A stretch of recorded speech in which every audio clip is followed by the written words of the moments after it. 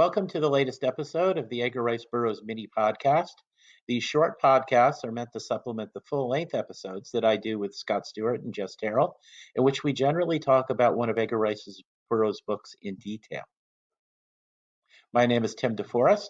I'm the author of several books about what I call pre-digital pop culture, things like the pulp magazines that Burroughs was published in, old-time radio, classic comic books, old B movies, and so on. And I keep a blog about such things at Comics, Old-Time Radio, and other cool stuff. Right now, we're using the mini podcast to do a chapter-by-chapter summary of the 1912 novel A Princess of Mars. Please note that we will be including spoilers, both regarding the chapter that we're discussing today and for the rest of the book and possibly for other books in the series. I would also recommend that you reread today's chapter before listening to the podcast, as I will be assuming that you are familiar with the events we are discussing. Today we're going to be looking at chapter 23 and chapter 24. And the 23rd chapter, I have to say, is one of my favorite chapters, being packed with a lot of great action that rapidly advances the plot. First, John Carter has to jump across some rooftops to get to Kantos Kan. Kantos Kan is pretty awesome in that he volunteers to kill Sab Than himself, releasing Deja from her engagement and leaving John Carter the right to propose to her himself. So they come up with a plan that requires several layers. From here on out, the chapter is nonstop action, with each step of the plan providing excitement and tension.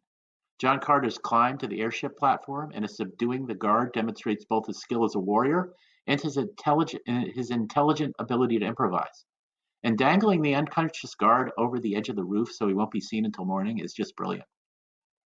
Then, as Kantos Kan flies off on his mission to assassinate Sab Than, John Carter becomes the object of an airborne chase scene. That's another wonderful action set piece. The destruction of the compass is a great way to toss another obstacle in his way and arrange for him to team up with Tars Tarkas once again.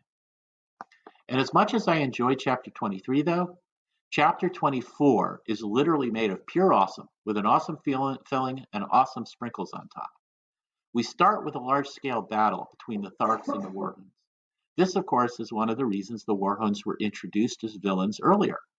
John Carter saves Tars Tarkas, cementing one of the greatest friendships in literature, as we soon after sees Tars Tarkas' willingness to sacrifice himself to save John Carter. Carter is reunited with Willa. Tars Tarkas learns who betrayed his love years before, and administers justice to Sarkoja without breaking the taboo on killing women. John Carter gives yet another riveting speech, forcing the evil Tal Hajas to fight Tars Tarkas. Tars then proving to be a great statesman. Tars then proves to be a great statesman.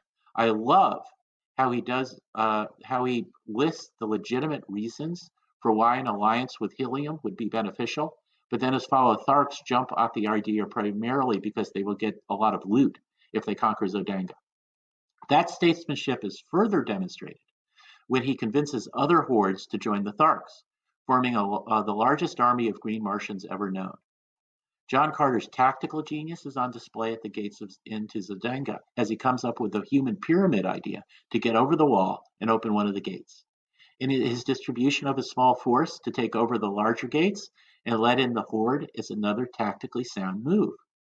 If I were to pick one chapter out of ERB's books to demonstrate why he can be called the greatest storyteller of the 20th century, I think it would be this one.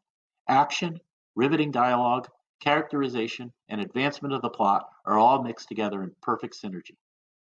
And we end this chapter with the battle for Zodanga ready to begin, and without knowing if Kantos Kan has been successful in killing Sab Than. That's it for now. Once again, my name is Tim DeForest. Please visit my blog at Comics, Old-Time Radio, and other cool stuff. You'll also be able to find links to my Amazon.com author page there. Thank you for listening. We'll be back with another mini podcast soon. And keep an ear out also for our full-length episodes.